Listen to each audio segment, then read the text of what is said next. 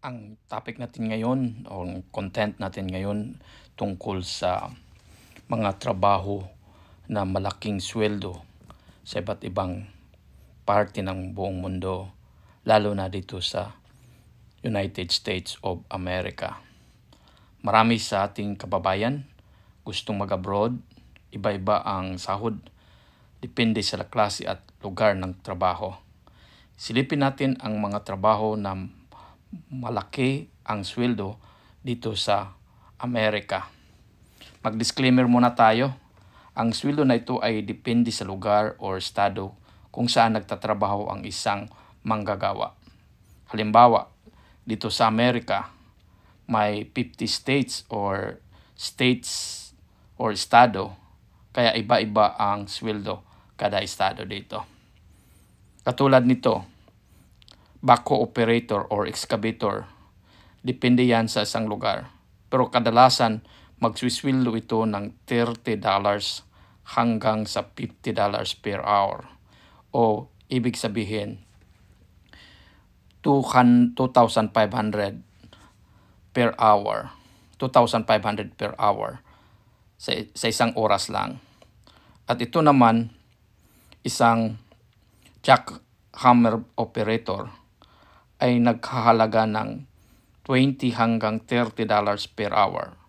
Again, depende yan sa estado or sa ang state na nagtatrabaho, at depende din yan sa anong oras ka nagtatrabaho at anong araw ka nagtatrabaho. Kasi dito, kadalasan, pag magtrabaho ka ng panggabi, may mga night shift differential, mga about 10% of your per hour.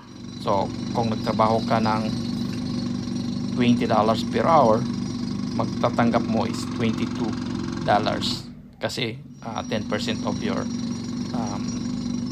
salary, tag $20 per hour.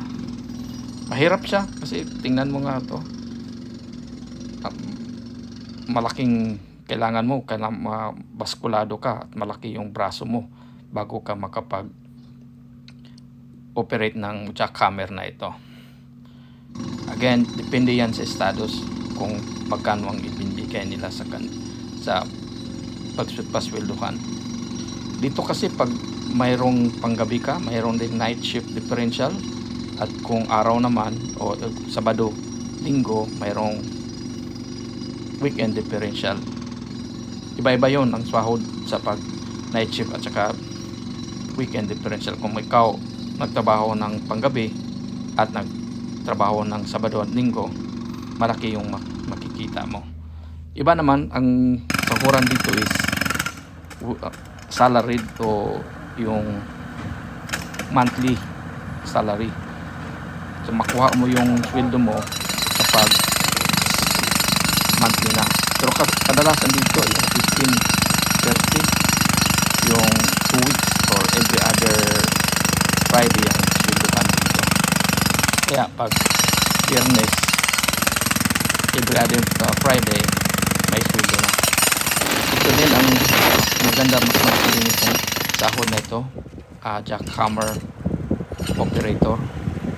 At depende ito sa isang lugar at sa state na nagtatrabaho ka. Kadalasan dito ay $20 to $30 per hour. Depende yan sa anong lugar ka nagtatrabaho pa ka. Sinilin nyo ako dito ka kasi ang sinisipin sa dito. Kaya i-disclaim natin na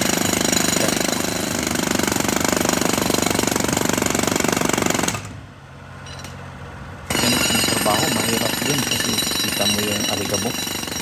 Sa darasan dito na nagtatrabaho, it's either mga Meksikano. Madali lang kasi sila kukuha ng working visa. Maybe because malapit sila dito sa United States. Yung Mexico kasi, kapitbahay lang yan ng Amerika. Lalo na kung yun ka pwesto sa Texas or sa California. Next country na yun ay Mexico. Kaya kadalasan maraming mga Meksikano na migrate dito or makakuha sila ng trabaho na ganitong klase. Hindi naman sila lugi kasi mas malaki yung sahuran dito kaysa Mexico. Kaya lang, still, kailangan mo ng marunong ka mag-operate ng ibang klaseng gamit dito sa Amerika. At saka kailangan mo ng malakas yung katawan mo, lalo na dito construction. Malaki din itong sahuran at madali lang maghanap ng mga trabaho. Iba-iba yung mga nasa construction, iba yung mga mason, painter, at panday, carpentry. Yun ang mga trabaho na kadalasan madali lang mahanap dito sa Amerika. Tulad din ng mga landscaper, madali din makakuha ng trabaho kasi maraming bakante or walang nagtatrabaho masyado. Minsan din dito may mga contractor, kasi depende din yan kung may mga contractor sila dito. At ito naman yung pintur ng high-rise building. Malaki din itong sahod, pero kailangan mo wala kang takot sa height o wala kang phobia. Ang tawag doon ay acrophobia o fear of heights. Tingnan mo nga ito, mahulog ka diretso. Kailangan mo talaga ng tibay ng loob, kaya malaki siya ang sweldo. Mahirap na kasi pag ganitong trabaho, kaya walang masyadong nag-a-apply dito, kaya malaki ang gina-offer nila. Ito rin ay mga $30 to $50 per hour or equivalent sa pesos na 2,500 or depende sa exchange rate. Kaya marami ding nag-a-apply ng trabaho na ganito. Kaso lang, kailangan mo ng tibay na loob na hindi ka matatakot sa heights o sa high-rise building. Ito naman yung trabaho sa cutting trees or mag-pruning ng trees. Kasi dito may mga gamit sila.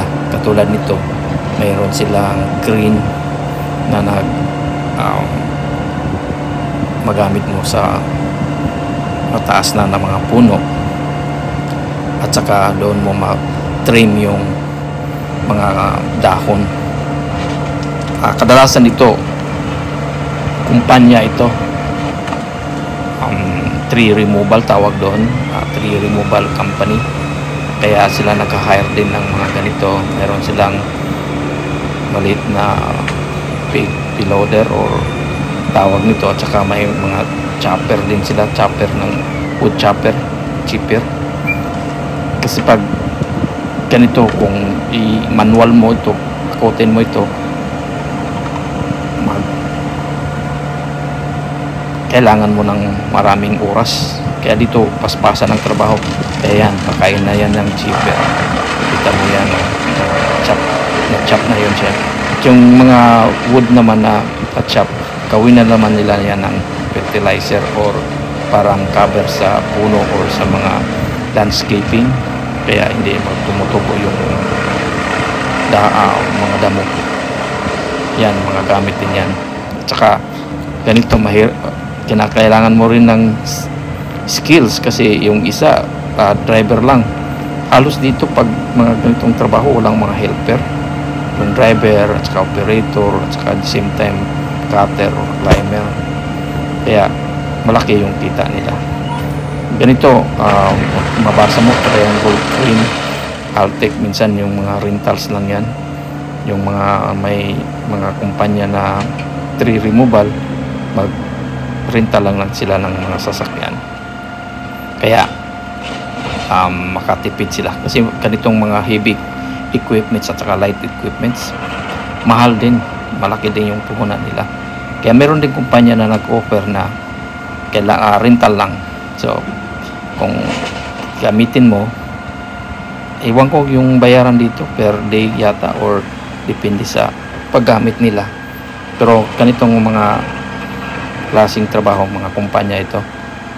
Mag-hire sila ng mga trabahante at saka yung iba naman may-ari, yung mismo yung owner ng company ang nag-ooperate. Kaya hindi sila kailangan ng maraming tao. Stricto kasi dito sa labor laws, kailangan mo ng pasweldo na tama, at saka yung mga benefits, at saka yung mga safety environments. Tingnan mo yan, may mga helmets yan, may mga boots, may mga gloves. Ito naman yung malaki din ng sweldo, yung tanker operator. Ito isang driver lang ito, at saka isa lang ding operator sa pag-diskarga ng gasolina din ito. Malaki din siyang sweldo. Ang bayaran dito mga $30 to $50 per hour. Yung mga 10-wheelers ganito, 10-wheelers operator, 18-wheelers operator, malaki din siya. Skills ito. Iba na yung lisensya nila, CDL or Commercial Driver's License. Kailangan ka ng mga certificate or schooling, makagraduate ka at makakuha ka ng CDL o Commercial Driver's License. Malaki din ang sweldo. Katulad nito, ang laki ng kargada niya. Yung ano ba to? Payload, hindi to payloader or Mack truck yata ito. Yung pinakamalaking truck. Ito naman, 10-wheelers. Malaki din ang sweldo dito. 18-wheelers. At saka yung mga nagtatrabaho sa airport, malaki din ang sweldo. Lalo na pag inclement weather, snow time, kasi malamig ang panahon, kaya kailangan nila ng mag-hire ng linis ng runway. Ito kuha ko to sa Hawaii, habang nasa Hawaii pa ako. Coconut trimmer o coconut climber. Tinitingnan ko kung magkano yung sahuran nila. Ang sweldo din is $30 to $50. Depende sa kumpanya, pero yung kumpanya kasi ang nag-offer ng o nagkukontrata sa kumpanya, katulad nito sa isang hotel, landscaping sa isang hotel. Kaya sila nagkukontrata yung kumpanya. Yung kumpanya naman mayroon silang trabahante. Yung kumpanya na ang magbayad sa trabahante. So, depende sa lugar. Dito, mas mataas yung cost of living sa Hawaii. Ito nakuha sa Honolulu. Tingnan mo nga yung gamit nila sa pag-akyat ng puno ng lubi or niyog. Tingnan mo, ang haba na. Kailangan kasi i-trim doon, at saka hindi nila pinuputol yung mga lubi doon kasi nagbibigay din ng landscape sa isang lugar doon sa Honolulu, Hawaii. Malaki din ang sweldo nito, pero delikado lang. Kailangan mo talaga na hindi ka takot sa heights or sa taas na puno, kasi yung mga puno doon mga matataas na. Kaya malaki yung offer nila doon sa ganitong klase na trabaho. Kaya depende sa mga trabaho. Kaso lang, ito lang yung mga trabaho na madali ang makapasok ka at makatrabaho, kasi skilled kasi kailangan mo talaga ng mayroon kang skills at kailangan mo ng alam mo yung trabaho, hindi lang pa banjing-banjing yung trabaho dito. Kailangan mo talaga na malaki ang quality yung trabaho mo. Ito naman, kuha ko ito sa Holland or sa Amsterdam. Mga shoemaker, factory workers. Yung mga trabaho, mga sweldo din dito, nagre-range din ng $20 to $50. Depende din sa lugar at saka depende din sa states. Ito kasi may-ari ito ng nagtatrabaho dito. Tingnan mo yan. Ito yung wood shoes. Ang gandang tingnan. Yan lang muna guys. Hanggang sa susunod nating mga videos. Salamat sa pag